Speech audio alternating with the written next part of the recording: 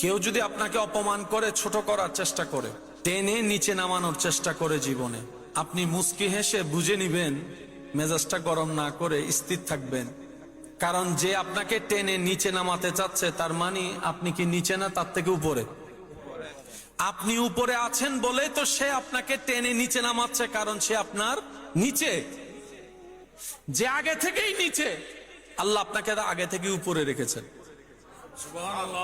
আপনার মকাম মর্যাদা তার থেকে উপরে বলেই তো সে আপনাকে টেনে নিজের জায়গায় নামাতে চাচ্ছে। মন ছোট করার তো কিছু নাই।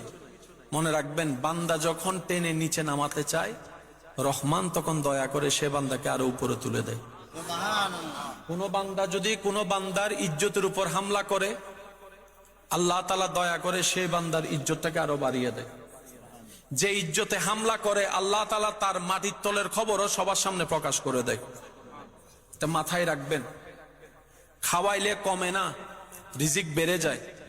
রিজিক মানে শুধু খাবার নয়, সুস্থতা রিজিকের অংশ।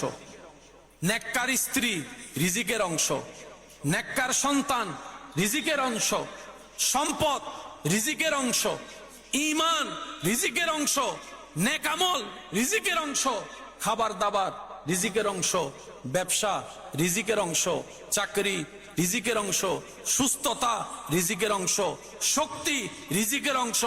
সমস্ত কিছুই আল্লাহর নিয়ামত, কল্যাণকর, সবগুলাই রিজিকের অংশ।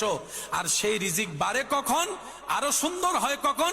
বান্দা যখন অল্প পেয়ে রবের দরবারে সিজদা করে, হাসি মুখে শুকরিয়া করে, লা ইন শাকারতুম লা আযীদান্নাকুম, রব্বুল আলামিন নিয়ামতের উপর নিয়ামত আরো বাড়িয়ে দেয়। বলেন সুবহানাল্লাহ।